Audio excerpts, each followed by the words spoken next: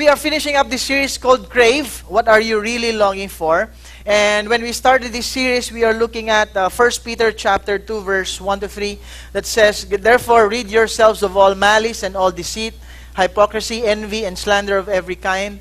Like newborn babies, crave pure spiritual milk, so that by it you may grow up in your salvation, now that you have tasted that the Lord is good." So, when we started this series, we've been talking about how each and every one of us have a craving for something. And itong craving na to is basically the kind of attitude that we need to have when it comes to God's Word. Like newborn babies, we are to crave for pure spiritual milk, or the milk of the Word, the milk of God's Word. Because if you really look at the bottom line of what we're really longing for, one is we're looking and longing for something to sustain us. And God's Word is like that. Job described the Word of God as something to be treasured more than daily bread. Okay, the Word of God truly sustains us. And the Word of God, last Sunday, we talked about this, how the Word of God is the thing that really changes us. Marami nag-change nag-crave for change, but it's the Word of God that truly changes us for good. Because like what Jeremiah wrote, as God described it, His Word is like fire. It's like a hammer that smashes rocks to pieces. So it's only the Word of God that changes us for good. So today we're going to finish up this series by looking at something that makes me grow. And if you have your Bibles, please turn them to Isaiah chapter 55. We are going to read verse 8 to verse 11. Isaiah chapter 55. And can I invite everybody to please stand in respect to the reading of God's Word. Isaiah chapter 55, verses 8 to 11. Okay, if you're ready, please read out loud with me. "For my thoughts are not your thoughts, neither are your ways my ways, declares the Lord. As the heavens are higher than the earth, so are my ways higher than your ways, and my thoughts than your thoughts. As the rain and the snow come down from heaven and do not return to it without watering the earth and making it bud and flourish, so that it yields seed for the sower and bread for the eater, so is my word that goes out from my mouth. It will not return to me empty, but will accomplish what I desire and achieve the purpose for which I sent it." Let us pray. Lord, we thank you for your word. I pray, Lord, that you will sustain each and every one of us. I pray that you will change each and every one of us this evening. But more than that, Lord, I pray that you will truly make each and every one of us grow in every aspect of our lives, because we know that's your desire and that's your heart. I pray, Lord, that you will speak to us through this word. In Jesus' name we pray. Amen. Amen. You may take your seats. Something that makes me grow. Now, I know some of us, what we're craving is not just food, something that sustains us. For others, yung craving natin is a change, something that changes us. And as we look at something that makes me grow, I know a lot of us, at some point in our life, especially when we were young, we want to grow. Okay? If you look at a young boy or a young girl, they can't wait when they become a big boy or a big girl. Diba? Kaya pagka gusto mong pakainin ng gulay, okay, palagi may sinasabi, "Oh, you want to be a big boy, or do you want to be a big girl?" Sige, kakain na yan, no? It's something that we all want and we all desire when we were young, especially when you have good parents and uncles and aunties who are bigger. You look up to them and you want to be like them. So initially, we really want to grow. I don't know if you can recall those things that you did as a family when you were still small. No? It makes you want to grow more. Like, I remember in our family, sinasabihan kami pagka New Year's Eve, kailangan tumalon ka ng 12 times kasi 12 months in a year para mas tumangkad ka. Ginagawa niyo ba yun? May ginawa na malit kayo. Bubuhatin ka pa sa ulo para tumangkad ka daw. So, nangyari, leeg lang yung tumangkad sa amin. Okay? Kasi ginagawa yan sa amin every year. And we really wanted to grow. But of course, dumating sa time na parang, oops, totoo ba yan? Nag-work ba yan? Parang hindi naman. So, we really let go of that.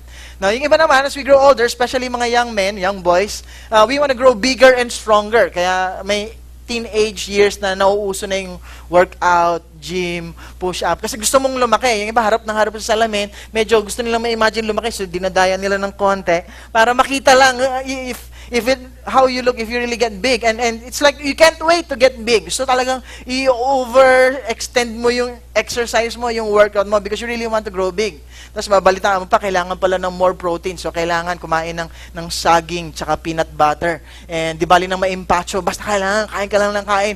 Kahit yun na lang ang kainin mo para lang you want to grow big. And of course, over time, parang wala masyadong results, nakakapagod. So we give up and we stop. Yung iba naman, they want to grow wiser. Okay, matalino na sila, but they want to grow wiser. So, yung ginagawa, aside from review, narinig nila na yung peanuts daw is the food for the brain. So, especially pagkakulang sa review, kain ka na lang ng maraming peanuts. Peanuts before the exam, peanuts habang nagre-review. Di bali nang magkaroon ng tagyawa at saka oily face. Basta matalino lang. Okay, yung iba, they even put books under their pillows and their sleep at night so that somehow by osmosis, ma-absorb yung information from the books all the way to the brain. Kaso lang nangyayari, reverse osmosis. Okay, yung mga na-study natin, nakakalimutan natin. Kasi pagising natin, may stiff neck tayo sa kapal ng books. And we listen to classical music, kasi daw it will send some alpha waves that will stimulate the genius inside of you. So somehow we try all these things because we want to grow quick. Tama ba?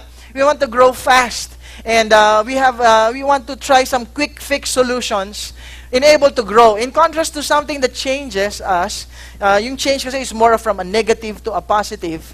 And yung iba naman from something bad to something good. When we talk about something that makes me grow, ito naman yung desire on the inside of us to have something that is already good to become better. And I know lahat tayo, we don't want to be stagnant. Tama ba? Who among you here wants to really grow? Okay, we want to grow in every aspect of life. Nobody wants to be stagnant. Yung parang nandun ka lang, everything is usual, nothing's really happening. We all want to grow. Okay? Look at your seatmates. Tanungin mo nga, do you really want to grow? Okay, we all want to grow. And the Bible, God's Word, is something that we should really crave for. Because it's not just something that sustains us. God's Word is not just something that changes us. God's Word really makes us grow. And here we have another word picture from the book of Isaiah of what God's Word is like. Kung sa something that sustains me is like bread, sa something that changes me, it's like fire. Isaiah, of course, basically this is God speaking to Isaiah, that God's Word is like rain and like snow. Okay, that waters the earth and it makes things grow. And the Word of God is just like that. Sometimes it's like rain. Familiar tayo doon, di ba? There are 4 seasons in a year. In the Philippines, there are 4 seasons, dry and drier, wet and wetter. Okay, so pagka medyo maulan, rainy season, okay, we like that because it waters the fields. Hindi siya natutuyo, hindi siya dry, hindi siya mausok, di ba? The road is hindi dusty, and the fields grow, and the trees and the plants blossom. Okay, it waters it. Of course, wala namang snow sa Pilipinas, no? Pero in other countries, they have winter, spring, summer, and fall. So pagka may snow season, ayan, no, bumabagsak yung snow, and it still waters the earth. Of course, only a little later, pagka natunaw na yung mga snow, that's when the plants get watered. And the Word of God is described as something that is like rain and something that is like snow. Sometimes when you read it, you absorb it right away, you understand it right away, you get inspired, you get encouraged, you get instructed. It's like rain.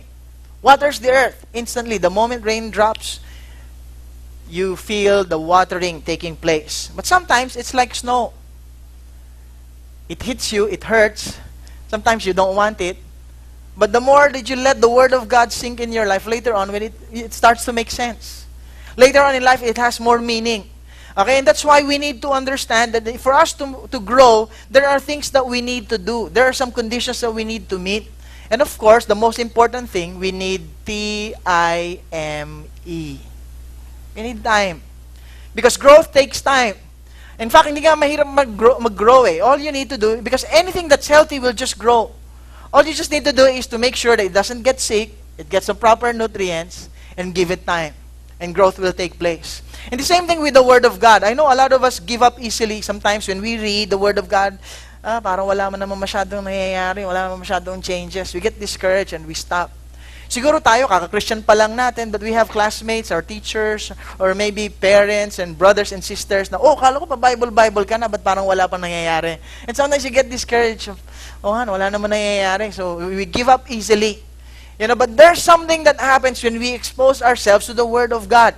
God's Word is like rain, God's Word is like snow, and it waters us and makes us grow. Mas ma-appreciate natin itong passage nito because Isaiah is basically a prophet whom God called. And when God called him, he basically had a very lucrative career. He was a scribe, he was a writer, an eloquent speaker. And when he encountered God in a heavenly vision in Isaiah chapter 6, nakita niya yung holiness ni God, no? And when he saw God in His splendor and in His beauty, the angels singing, Holy, Holy, Holy is the Lord, nare-realize na God is so pure, God is so great, God is so awesome. He was humbled. Wala pala siyang pwedeng may pagmalaki kay God. In fact, somebody who is gifted like him ended up saying, Woe to me, I'm a man of unclean lips. But God asked the angel to take some coals of fire and touch his lips and made him clean. So when he heard God say, who will go for us? Whom shall I send? See, Isaiah, even though he felt unqualified, said, Lord, here am I, send me, use me. And he became a prophet during the time na you see very little change and very little fruit. Like Jeremiah, he served 5 kings and the people of Israel were in exile at that time. Tapos he kept prophesying, he kept declaring the word of God, he kept serving God and following God kahit walang fruit because he understood something that we need to understand today, that God's word will grow. God's word will ultimately be fulfilled. In fact, some of the prophecies of Isaiah took place hundreds of years later after his ministry. And God had to teach him the lesson, and he became consistent with this ministry in spite of the lack of obvious changes and growth happening in his life and in his ministry. But because of that, Isaiah became a major prophet of the Bible. In fact, he was used 50 times, probably more than anyone in the New Testament. And the Lord Jesus himself spoke of the words written by Isaiah when he started ministering by saying, The Spirit of the Sovereign Lord is upon me, and He has anointed me to preach good news to the poor. So I think we can learn from Isaiah, and I believe God is telling us that God's Word is something that will make us grow. It may not be obvious at first, it may not be dramatic right away, but it will make us grow. And if you're really craving for growth, we need to go to God's Word. Now, let me explain this, that the more exposed we are to God's Word, the more we grow. The little exposure we have to God's Word, the less growth that we have. Parang plants. Di ba, the more you water the plants, the more you make sure na hindi siya madadry up, hindi siya nagkukulang ng nutrients, the more it will grow. And itong mga Christians who really craving for God's Word, who really read the Word of God, para silang ganito. Okay, but there are some Christians who are like this. They only water themselves every once in a while. And no wonder we see very little change and very little growth.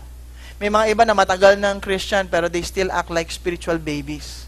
And we don't want that for anyone here. That's why we need to get into the Word of God, because God's Word will make us grow. There are 3 ways that the Word of God does this, okay? How God's Word make us grow. Number 1, God's Word will make us flourish. Can you say that with me? God's Word will make us flourish. In verse 10, we read there, As the rain and the snow come down from heaven and do not return to it without watering the earth and making it bud and flourish. Okay, God's Word is like rain, it's like snow, it waters the earth, and it makes us bud and flourish. Just like rain and snow, God is speaking His Word, it's from heaven, coming down upon us, and it waters us and make us bud and flourish. Ano ba yung bud? Ano ba yung flourish? Well, it just means you see more signs of life. It may not be a blossoming, flower blossoming yet, but there's some budding taking place. Okay, budding, hindi budding. Okay, iba yon. Ibang klaseng flower yon. Okay, pero ito we bud and we flourish when we are exposed with God's Word. It may not be obvious at first, pero you'll see little sprouts, signs of life taking place. You know, last Friday, we had a life group among the men. Ang dami namin, almost 20 plus yata kami last Friday. Also during Wednesdays, I had 2 life groups on Wednesdays. And we were just talking about change. Kasi yun yung topic last week, something to change me. And we just realized that some of us may not realize this, but there are actually changes happening in our lives. Hindi lang natin napapansin. Kasi tayo, mostly, we're looking for the things that we still need to change. Pero minsan may nakakapansin pala yung people around us. Sila na yung nagsasabi, alam mo, dati hindi ka nagsasalita sa life group. Ngayon, nakakapag-share ka na. Di ba? Napapansin nyo naman yan eh, di ba? Minsan dati, mainitin yung ulo mo kasi pag nagda-drive ka, pag may nagkakat sa'yo, parang napipikan ka, gusto mo yung overtake. Pero ngayon, iba ka na. Kasi na-realize mo, baka church member din yon yung napipikon ka. Okay? Minsan, estudyante ka, nag-aaral ka, dati nangongopya ka, pero ngayon, parang nagdadalawang isip ka na. May mga signs of life, signs of changes. Look at your seatmates, okay? Some of them have been attending for weeks and months, maybe years. If you only knew how they look when they first started. Okay, ibang-iba yan. Nag-bud na yan, tsaka nag-flourish. And you know what? If they keep on growing in the Word of God, few months from now, a few years from now, they're gonna look very, very different. They're gonna look better. They're gonna have a better life. Because God's Word will make us flourish. Amen? The second change, the second growth that happens, how God's Word really make us grow, is this. God's Word will make us fruitful. Can you say that with me? God's Word will make us fruitful. In the passage that we read, in verse 10, if we continue it, so that it yields seed for the sower and bread for the eater. Okay, a plant grows, it buds, and it flourishes. And when a plant matures, it produces fruit. And then the fruit sometimes have seeds. So minsan yung fruit mismo is the seed. And this is something that you can use to plant or something that you can use right away and make bread. Okay, and that's what the Word of God does to us. When we read it, the more we expose ourselves, the seed of God's Word is planted in our hearts. We water it with God's Word, it grows, and it also produces seed. Minsan, yung knowledge mo or understanding mo of that passage will help you understand the other passages that you're going to read in the future. And it makes more meaning. Minsan hindi mo pa naintindihan at first, pero later on, when you read other verses, parang connected yun dun sa isa. Ito pala ibig sabihin nun. Now I understand. Now the snow started to melt and started to make sense. Minsan, na-apply natin right away. We can eat it right away. We can make bread out of it. Parang, wow, ito pala yung application nito sa marriage ko, sa family ko, sa career ko. Diba? And that's how the Word of God makes us grow. It makes us fruitful. And ano ba yung fruit na sinasabi dito? In the Bible, in Galatians 5, we have what we call the fruit of the Spirit. Love, joy, peace, patience, kindness, goodness, faithfulness, gentleness, and self-control. Okay, yung Christ-like attitudes, Christ-like character. And itong Christ-like character is not something that you can manufacture on your own. Hindi mo mapipilit yan with how hard you try. This thing can only happen in us when we are connected to God's Word and we allow God's Word to make us grow. Pag ina-apply natin. Because God, the Bible says, is the vine and we are the branches. Kailangan lang natin ma-attach with Jesus who is the living Word. The branch should only be attached to the trunk and then life will begin to flow. Wala pa naman tayong nakitang branch na umiiri, no? Na looking for a fruit. Mangga, labas ka na. Okay, hindi nagsastrive yung branch. You just have to remain connected to the trunk, and life will just begin to flow. And of course, God is also, God the Father is described as the gardener. He will cut off everything that is unfruitful. So kailangan natin i-change. Mali pala to, then we have to change. Pero yung mga ibang okay na, fruitful na, tinitrim pa ni Lord. For us to be more fruitful. For us to bear much fruit, and for us to have fruit that will last. And God wants each and every one of us to have fruitful lives. Now, we need to go to God's Word to make us grow because there are also other things that makes us fruitful, hindi lang God's Word. Example, technology. Technology can help us and make us fruitful. Huwag mong i-appreciate technology. Di ba? Huwag mong i-appreciate TV. Di ba sa TV, nakakabalita ka na. Okay? Hindi mo na kailangan antayin yung dyaryo the next day. Sa TV, pwede mo lang panoorin ka agad, up to date. Sa TV, nabibless ka, na-entertain ka in many ways. And meron ding internet, di ba? Merong Facebook, praise God sa Facebook. Yung mga old classmates mo, nakikita mo, you can chat, you can talk, and all these things. Cellphone din, di ba? Cellphone is a great thing. Who mo appreciate your cellphone? Okay? Di ba? Who among here brought your cell phones with you? Kasi you can't leave your home without it. Meron tayong cellphone, we can talk to our classmates, or friends, our families right away. Technology is very, very important. It makes us fruitful. But you know what? Sometimes they make us unfruitful too. But God's Word will always make us fruitful. Minsan, kakanood ng TV, no? Pag wala kang magawa, ganun yung instinct, nood na lang ng TV. Wala kang magawa eh. Tapos mamaya, 1 hour, 2 hours later, flip ka lang ng flip na channel kasi wala ganun palabas. Wala ka na talagang nagawa for 2 hours. It really made you unfruitful. Minsan sa Facebook, no? Okay, wow, Facebook, maya-maya, wala ka naman magawa, tingin ka na lang ng tingin. Una, like ka ng like lang. Ngayon, wala ka nang malike. Naubos na yung oras mo, nakikichismis ka na, ano ba nangyayari sa iba? Ano ba minopost nila? Tapos naubos yung oras mo sa Facebook. Nothing. Unlike sa Bible, wala mang 100 plus channels, but you have 66 channels, 39 in the Old Testament, 27 in the New Testament that you can read that will make you fruitful. Kahit Facebook, okay, pero ito, faithbook. It will grow your faith. It will strengthen your faith. Cellphone, tsaka sa Bible, may pinagkaiba din. Okay, di ba sa atin, we value cellphone. Sometimes we value our cellphones more than our Bible. Kasi pagka lumalabas tayo ng bahay, papunta tayo ng ibang lugar, office, nasa door ka na ng office, uy, teka muna, wala yung phone ko. Gagawin mo, uuwi ka pa para makuha mo yung phone. Kasi baka may mag-message sa'yo. Hindi mo mabasa right away. How you na? Ano, kailangan ma-respond. Baka may mag-miss call sa'yo, hindi mo masagot. Kailangan masagot mo agad. And importante yung cellphone. You don't really leave home without it. Pero ilang kaya sa atin, we go to church, tapos na-realize mapunta ka ng church, ay, wala pala akong dalang Bible. Di bali na lang, may PowerPoint naman, makikibasa na lang ako sa PowerPoint. May Bible naman yung katabi ko, makikibasa na lang ako. And it's good for us to be reminded, we need God's Word. God's Word. Of course, I understand that in this church, yung iba, hindi nagdadala ng Bible sa church. They bring their cell phones. Kasi sa cellphone, may Bible application. Doon na rin nagno-notes yung iba. So, baka yung iba iniisip, nagte-text naman to. Hindi, nagno-notes yan, nagbabasa yan ng Bible, okay yan. But I want us to treasure our Bible more than we treasure our cell phones. To treasure our Facebook more than to, to first instinct, pagising umaga, Facebook agad. Dapat Facebook muna.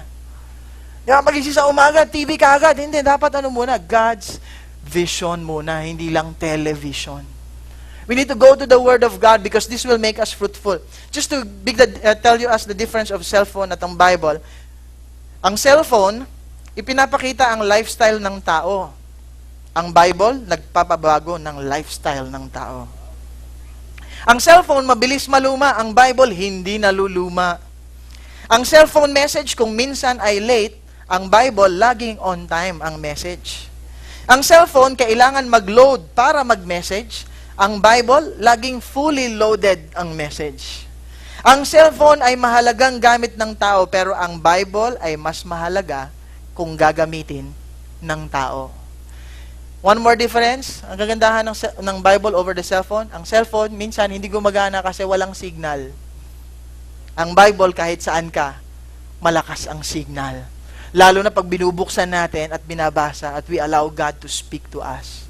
God's Word will make us fruitful. Tanungin mo nga yung katabi mo, when was the last time you read your Bible? Okay, sagot. Sabihin mo kanina, when the pastor said, turn your Bibles. Okay, kasi binasa natin, kakabasa lang natin ngayon, di ba? Dapat we need to make it a habit. Alright? Third way, God's Word make us grow is this. God's Word will never fail. Can you say that with me? God's Word will never fail. Kung nag-fail man tayo, God's Word will never fail.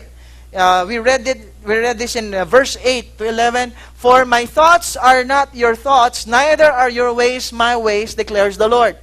As the heavens are higher than the earth, so are my ways higher than your ways, and my thoughts than your thoughts. So is my word that goes out from my mouth. It will not return to me empty, but will accomplish what I desire and achieve the purpose for which I sent it.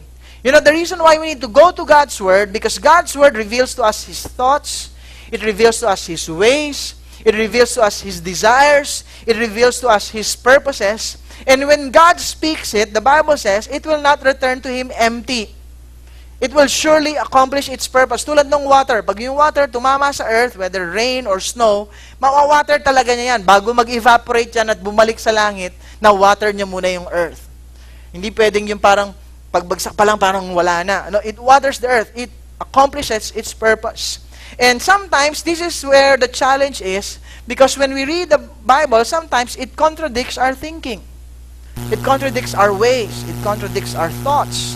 And sometimes we don't readily accept it kasi parang na-offend tayo. Huwag mong you read the Bible, you get offended. Huwag mong you listen to the preaching of the message and you get offended. Okay, nangyayari sa atin yun. And sometimes, because of that, we shy away from it. But God's Word will accomplish its purpose. It will not fail. Kaya kahit na parang medyo mahirap at first, hindi mo muna masyado maintindihan, or maybe you get there, just stick to the Word. If you have some questions because you don't agree with it, study the Word more. Okay, don't be swayed by the people around you say, talagang ganyan talaga yan eh. So huwag mo na lang basahin. No, God's Word will fulfill its purpose. And of course, syempre, hindi instant right away. No? Kasi yung iba sa atin, gusto natin, when we read God's Word, para tayo nagtatanim ng munggo. Pag munggo, tinatanim mo, you see the results right away. Bukas pa lang, may dahon na yan, tutubo na yan.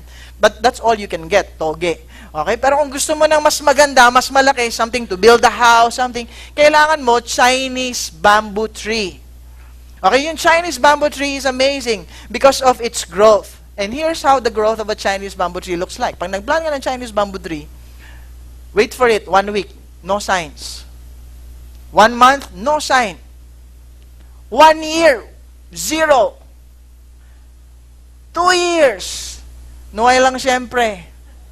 3rd year, wala lang gyapon. 4th year, nada. But on the 5th year, a Chinese bamboo tree can grow from 0 to 90 feet in 6 weeks. That's about 2 feet more in 24 hours. Ganun kabilis. The same way with the Word of God. Yung people who really stick with the Word of God, pwedeng at first hindi muna nila naiintindihan. Pero at first parang nag-disagree muna sila. It's okay, just keep reading the Word of God. Ang daming tao nagbabasa ng Bible kasi they want to prove that it's wrong. They want to come up with a book to discredit the Bible, but in the end, they end up becoming Christians and believers of God's Word. It's making us grow. It never fails. I've encountered this many times. People come to me, Pastor, parang hindi yata ko agree sa sinabi ng Bible. It's okay, it's up to you. You have the right to follow it and not to follow it. But later on in life, they say, Pastor, totoo pala yung sinabi ng Bible, no? Ganito pala dapat yung marriage, ganito pala dapat ang husband, ganito pala dapat ang wife, ganito pala dapat mag-alaga ng anak, ganito pala dapat tayo sa trabaho natin. And even now, secular researchers are proving to us that the Word of God is really true. They may not admit it, it's from the Bible. Pero when they study business ethics, now they realize, simple lang pala ang business ethics. Do not do unto others what you want others to do unto you. Saan galing yon? Dito. Di ba, when you look at marriages, dapat pala kailangan love and respect. Saan kaya galing yon? Siyempre dito, kasi sabi ni God, husbands, love your wives. Wives, submit or respect your husbands. Ngayon lang nila na-realize na totoo pala to. If you want to be a great leader, be a servant. If you want to be the first, be willing to be the last. If you want to be more blessed, give. Not just receive. And God's Word is so much different from our word, our will, our ways. The Bible describes as high as the heavens are above the earth, so are God's thoughts so much higher than man's thoughts. So is God's way so much higher than man's ways. And so is success and failure. When you hold on and trust God's Word and obey it and follow it, it will eventually accomplish its purpose. You will eventually succeed. Because God's Word will never fail. You know, I want to end by telling the story of a person who experienced how powerful God's Word is. It really sustains us, it changes us, and it really makes us grow. This is a story of a man named Mark Liana. He's the one with the long hair. Okay, Mark Liana was a student in UP years ago, and syempre, pag nasa UP ka, nagdo-dorm ka, nag-iisip siya ng gagawin during weekend. So, pag Sunday, ayaw niya naman na nagsistay lang siya sa dorm, naghahanap siya ng place in UP kung saan siya pwedeng mag-relax ng libre. Now, he ended up finding out that in UP Film Institute, merong church na nagmi-meet. Victory, Quezon City, at that time is meeting in UP Film Institute. Tapos libre pumasok, air condition, may music pa. So pumunta siya ng church para matulog. Kasi medyo madilim-dilim kasi parang sinihan yan eh. So pumunta siya doon sa church, uupo siya sa likod, makikinig siya ng music, okay ito Tapos pagka-upo na siya para lang matulog. True story to And he would just literally sleep in church. Yun lang yung goal niya, week in, week out. Kasi siya ng church, yung music, upo, tulog, may itsura pa lang, no? Mukha talagang natutulog sa church. Ganyan siya, natutulog siya ganyan. Minsan, nagjo-joke yung pastor. Pastor Edgar, Pastor Manny, tawa-tawa siya ba? Okay pala. Tapos, natutulog na naman. Okay? Every week, ganun lang siya. And one Sunday, after, I think, the 3rd Sunday or 4th Sunday, he attended church. Okay, kanta-kanta, upo na, tapos natutulog na siya. Parang nababother siya kasi parang walang joke. Pastor Michael Paderes, he visited here several times. Pastor Michael is a very serious preacher. He's our missions director. Okay, and he was preaching. Walang joke. So parang sabi niya, teka muna, ba't walang tumatawa? Hindi siya nagigising pagka may, kasi walang joke. So, nakikinig siya, parang, ano ba sinasabi nito? And habang nakikinig siya, parang naiinis siya doon sa nag-invite sa kanya. Kasi sabi niya, ba't mo sinabi yung buhay ko dyan sa nagpipreach na yan? Kasi, he believes in the principle na nasa Diyos ang awa, nasa tao ang gawa. And here is Pastor Michael preaching and saying, you have to be connected to Jesus because apart from Him, you can do nothing. So parang doon pa lang, medyo nasa-shock na siya, parang magkaiba to ah. And naniniwala pa siya that life is what you make it. And Pastor Michael went on preaching and saying, you know what, life is not what you make it. God has a plan and a purpose and a destiny for your life. And if you want it, you have to pursue Him and obey Him. It's not what you make it, it's what God can make it for you if you trust Him and believe Him. So talaga medyo na-shock na sabi, totoo ba yan? Tingnan mo nangyari sa family ko, nag-iwahiwalay yung mga family ko, ngayon, napabayaan ko yung isang subject ko, nawala pa yung scholarship ko, wala ako masyadong pera, hirap na ako, oatmeal lang ako ng oatmeal, puro oatmeal. Talaga ba, totoo ba yan? May gagawin si Lord? May plano ba talaga siya if I surrender my life to Him? And Pastor Michael continued preaching. And you know what the Bible says? Kahit whatever trials or challenges you're going through, the Bible says, for we know that God makes all things work for the good for those who love Him and are called according to His purpose. So parang na-shock siya, parang grabe talaga to, nag-invite sa akin, ba't niya sinabi yung buong buhay ko dito? And he was wrestling, nakaupo na siya at the edge of his seat, naiinis na siya, nabibigo na siya, pero nababother siya with those thoughts. And Pastor Michael gave that challenge. Who among you here, you've never given your life to Jesus, and you feel like God is calling you and God is touching you right now, I want you to raise your hands. I want to pray for you. And nagre-wrestle na siya na may uminit na yung yung upuan niya, imbis na aircon, na lamig, antok, gising na siya, tapos upo na siya, sabi, hindi ako magtataas ng kamay, hindi ako magpipray, kulto to, gusto lang nila kunin yung offering ko, mga ganon siyang ganon. Pero habang nag-iisip siya ng ganon, Pastor Michael said, you know, when Jesus called His disciples, there were no ifs and no buts. The fishermen left their nets and followed Jesus. And after noon, tumayo na siya, pumunta sa harap, nagtaas ng kamay, umiiyak-iyak, and he surrendered his life to the Lord. He is now a computer programmer, graduated, married, and his family, even his relationship with his dad was restored. Because God's Word impacted his life. Pumupunta siya ng church to sleep. Kaya kung may makita kayong taong pumupunta sa church to sleep, okay lang yon, don't bother them. Kasi sa church lang sila nakakahanap ng real rest. It's okay. Maybe they're seeking the Lord in a dream. Kapag may mga sineshare kayo, may ini-invite kayo, mukhang hindi interesado, it's okay. Keep praying.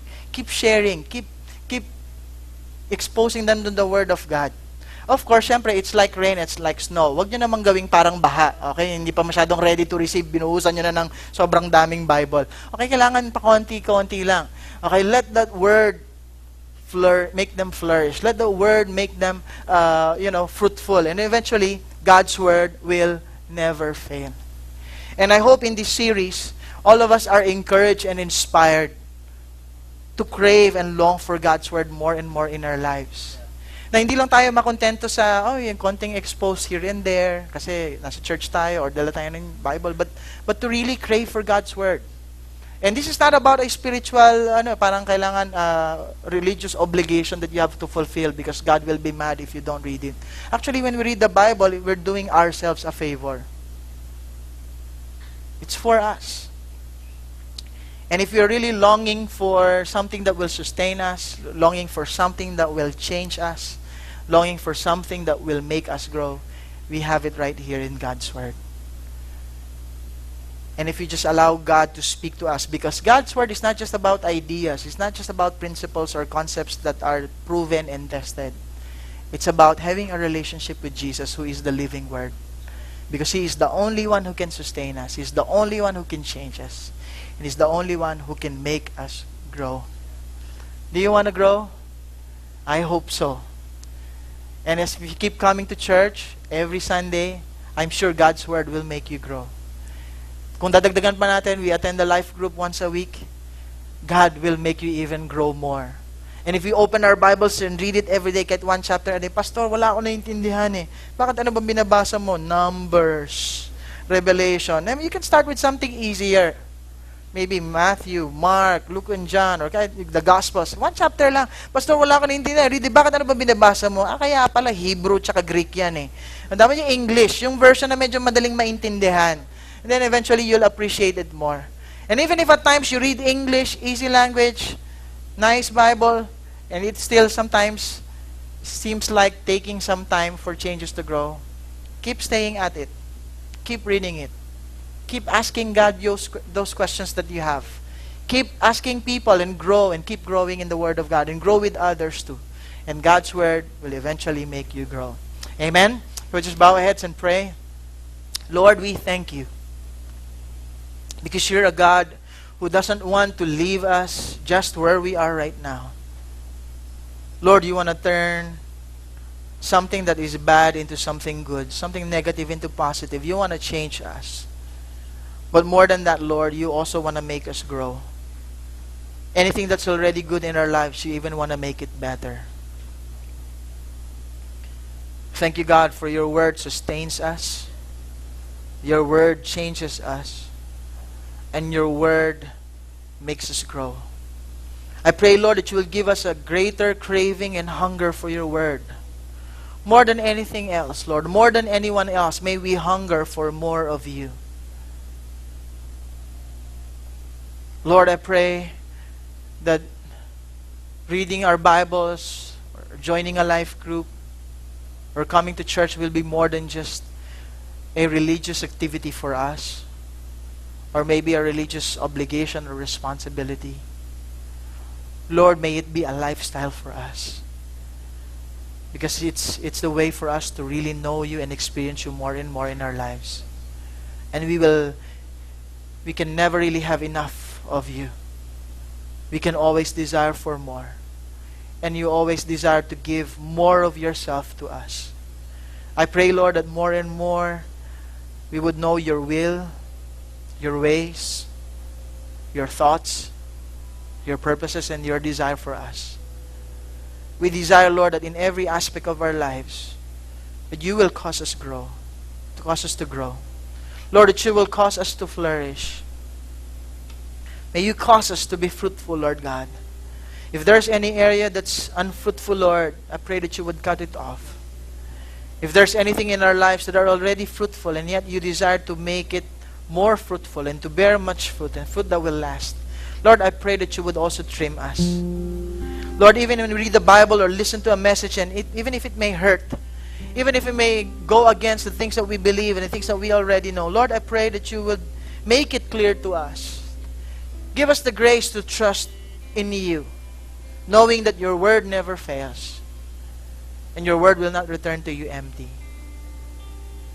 Lord, I pray that we would all grow in our relationship with you, because you are the only one who can sustain us. You're the only one who can change us. And you're the only one who can truly make us grow. Thank you, Jesus. We love you, Lord, with all of our hearts. Can we just all stand? We're going to worship the Lord right now. Can we just lift up our hands to God as a sign of surrender? Lord, we surrender to you every area of our lives. We know, God, and we believe that you desire for us to grow in every aspect. So, Lord, we pray that you will cause your word, cause your water, cause your living waters to fall down upon each and every one of us. Our marriages, Lord, and our families, and our children. Let it grow. Make it better, Lord God, by your wisdom and by your grace. Lord, we lift up to you our careers, Lord, and our jobs and our studies, Lord, for those who are students. I pray, Lord, that you will help us grow and become more wiser, Lord, and become better, Lord God, in the things that we do. Bless the works of our hands. Cause us to be prosperous and successful. Lord, we surrender to you every relationship that we have, to our spouse, to our parents, to our brothers and sisters, even to our office mates or classmates, even to our enemies, Lord. And I pray that we will learn how to do relationships better, Lord, and how to make relationships work. Help us grow. Lord, even in the area of our soul and our spirit, in our mind and will and emotions, Lord, may we learn to stay in tune with you. All of our hopes, all of our desires, we place it in your hands. Because we know, God, you know what's best for us and you desire the best for us. Lord, this is our prayer even this evening. Lord, that we would learn to delight in you.